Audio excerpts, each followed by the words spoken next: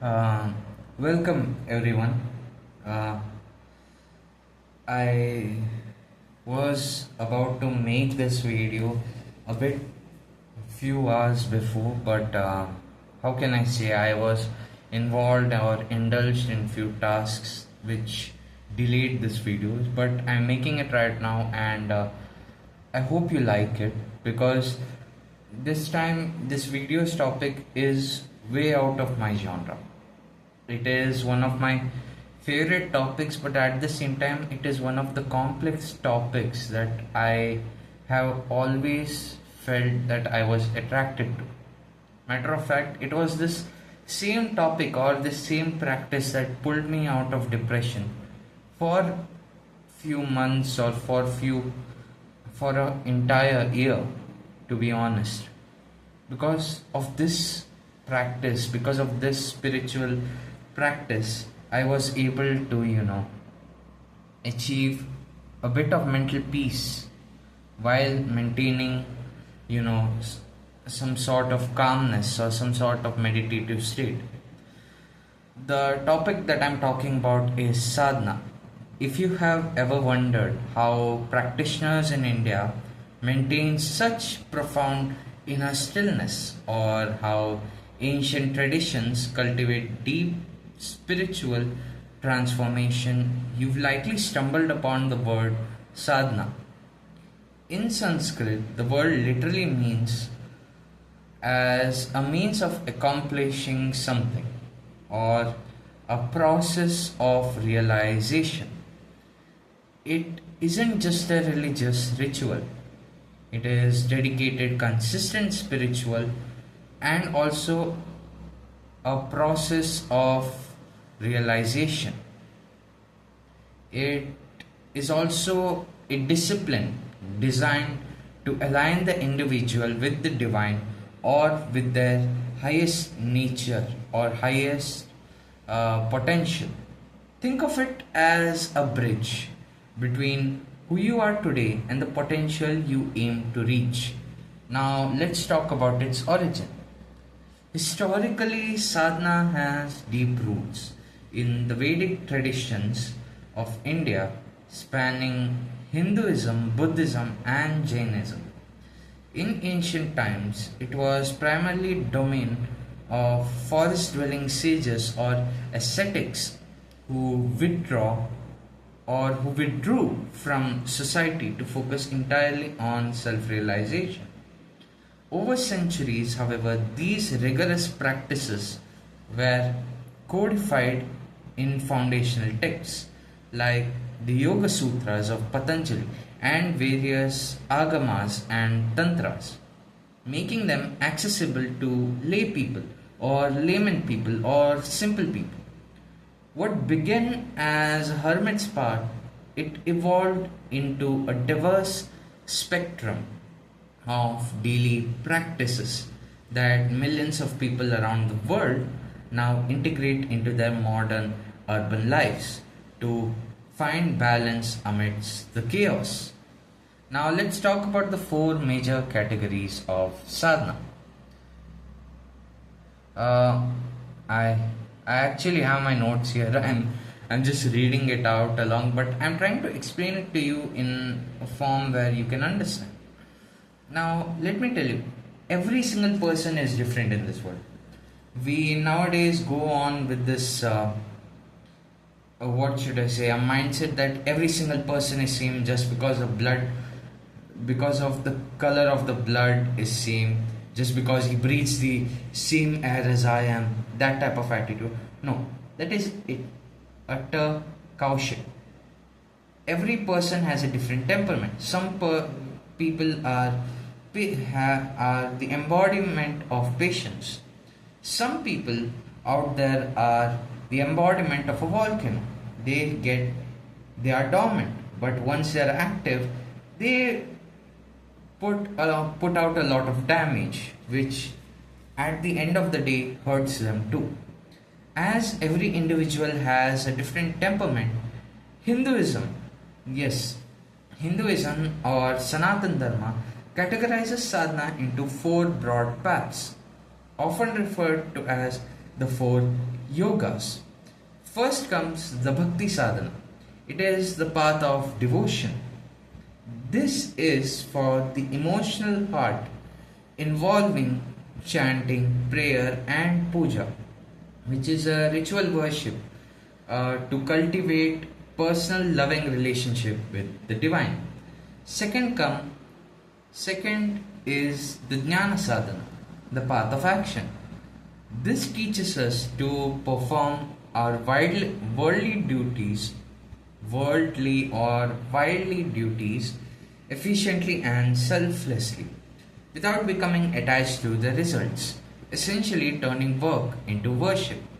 Then comes the Jnana Sadhana. The path of knowledge and intellect. This involves the deep study of sacred scriptures, philosophical contemplation, and constant discrimination between the eternal and the temporal. Then comes the Raja Sadhana, the path of psychic and physical control. This is the royal path that focuses the mind through asanas or postures, pranayama or breathwork, and dhyana or meditation to achieve the absolute mental mastery. Then comes the sectarian traditions.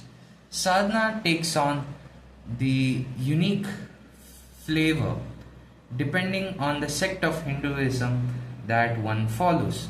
Shaivites, for example, often focus on self-discipline and meditation to realize Shiva, the pure consciousness within themselves. Vaishnavites or Vaishnavas empathize japa, repetition of mantra, and kirtana, devotional singing, as their primary means to surrender to Lord Vishnu. Shaktas engage in more esoteric tantric rituals. Now, I am a Shakta. I don't indulge in tantric rituals, but I do believe that they work. Matter of fact, I have done a lot of sadhanas in my time within this span of year, which helped me, but at the same time, it has also put me down. I will get to that. Now let's go back again. Now what they do is they indulge in more esoteric sadhana like tantras or tantric rituals, or while using sacred geometric diagrams and complex mantras to awaken the Kundalini Shakti or divine feminine energy residing within the spine or below the spine. Meanwhile, Smartas are a non-sectarian approach, often incorporating practices from all these paths to worship the divine in its many forms. Now let's go with the pros and cons. So what happens when you commit to sadhana? The benefits are transformative. On a psychological level, regular practices lowers stress, improves heart rate, variability, and balances the automatic nervous system. Mentally, it builds immense emotional resilience. You learn to observe your thoughts rather than being controlled by them, which leads to greater compassion and clarity. However, there are challenges. The primary con is the hurdle of consistency. The mind will naturally resist the monotony of daily practices, especially when you feel busy or uninspired. There is also the danger of spiritual bypass. Using these set practices, which are meant to make you stronger for the real world, to use them to escape the real world responsibilities rather than facing them, or falling into a rigid, ego-driven trap where one feels holier than others. True sadhana is meant to soften the ego, not to inflate it. It requires a balance of firm discipline and humble self-awareness. Now, ultimately, sadhana isn't about reaching a destination. It's about showing up for yourself every single day. Whether it is 5 minutes or breath work, or an hour of meditation, the practice becomes mirror reflecting who you are and a tool to refine who you are becoming. Now let me get into this segment of my video is more like a story time. Wait a minute.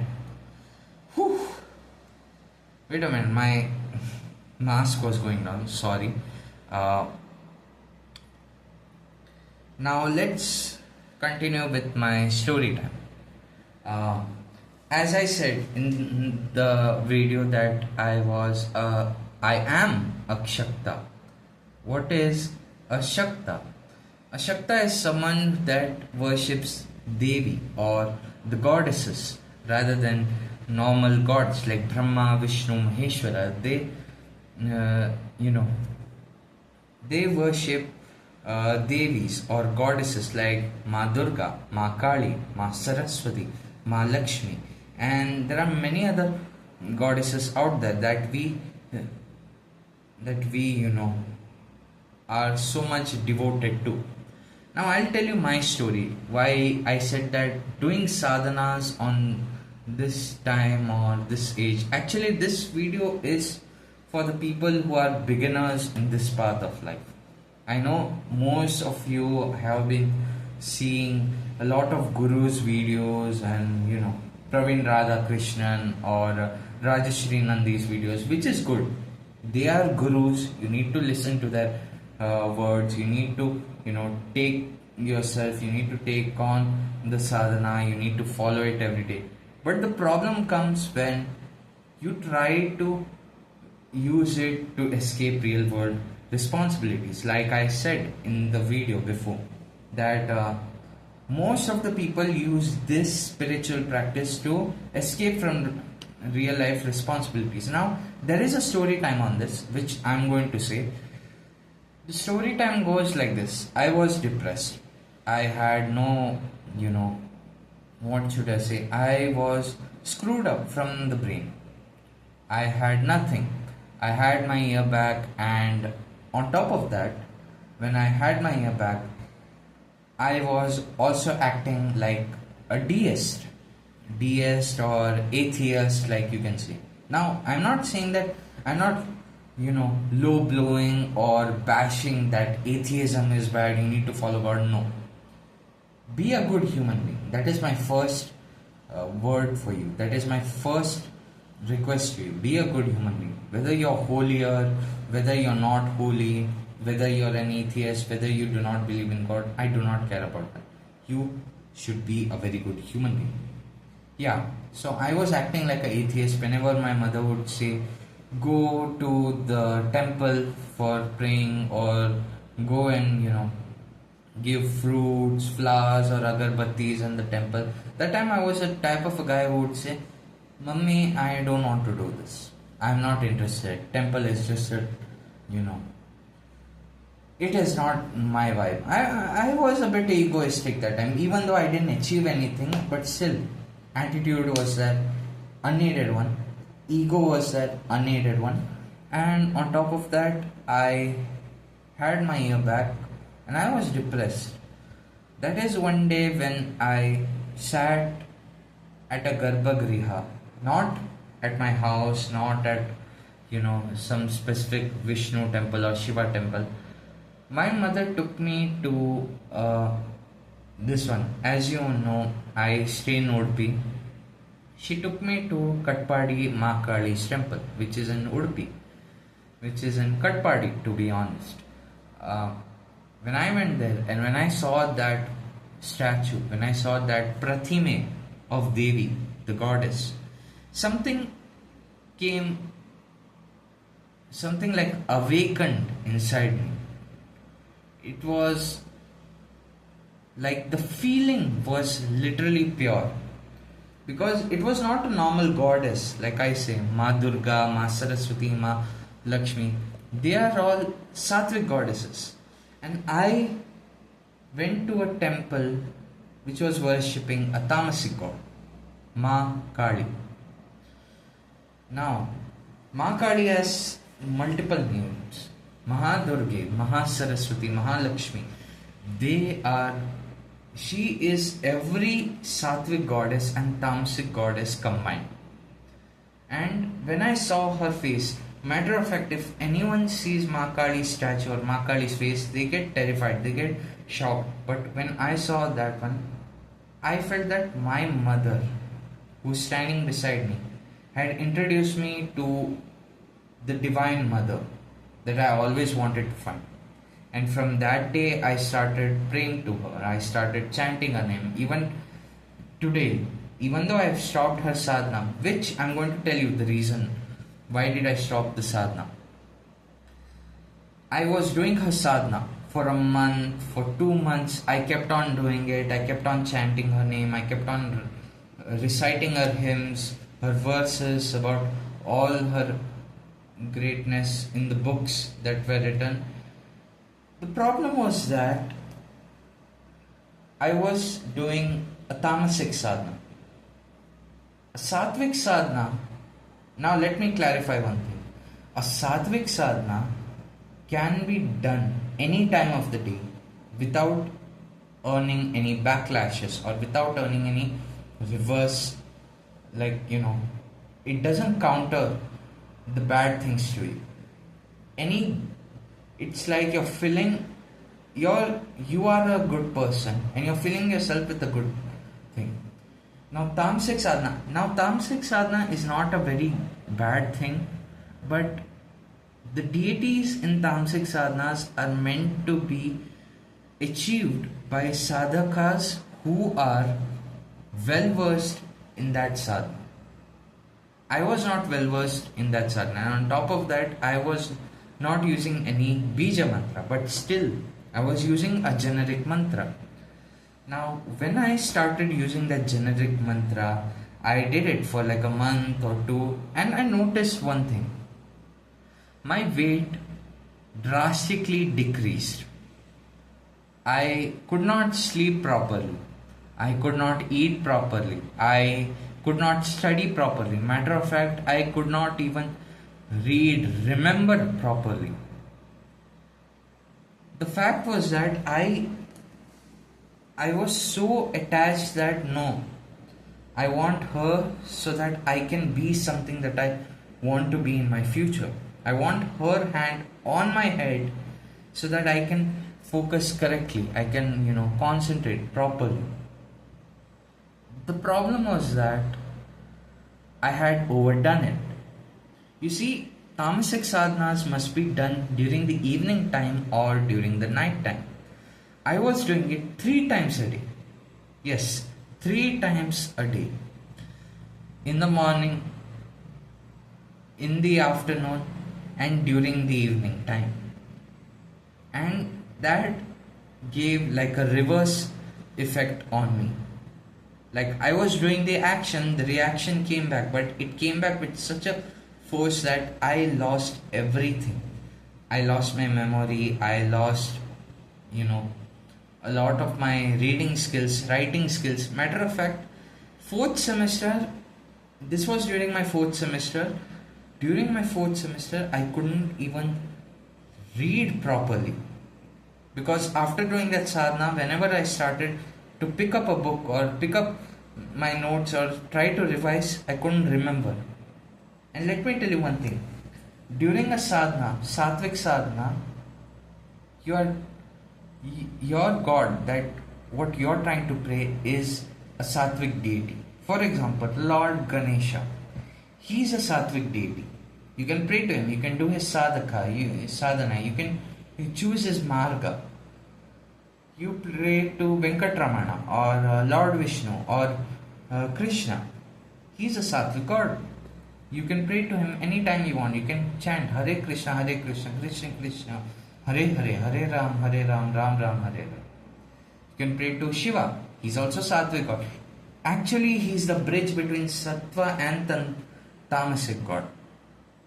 He is neither of them, but at the same time he's both of them, and you can chant him in anywhere. I was trying to chant Ma Kali, the first Prathama Mahavidya, and I took it so lightly that it affected me in a very bad way.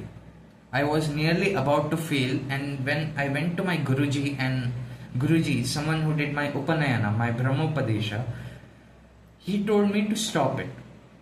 When I asked him why, he said, because you are trying to do something that most of the sadhakas have done, have realized early, and have left that path. You are trying to rebuild yourself, but at the same time you are destroying yourself. You are not creating anything, but you are not giving anything to be created. So I sat near my Guruji. He started explaining to me that, look, with tamasic goddesses, it is that you need to do it every day. You need to continue your sadhana every day without missing a beat. If you miss even one day, even one mantra, even one japamala, that level of reaction is going to literally destroy your life. And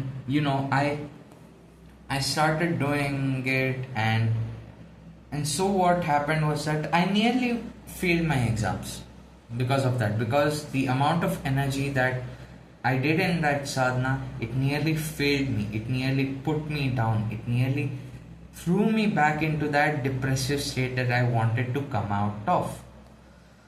So I stopped it, and when I stopped it, I felt alive again, even though I was not able to concentrate as beautifully as I was doing that sadhana, but I was able to memorize everything. Everything came back.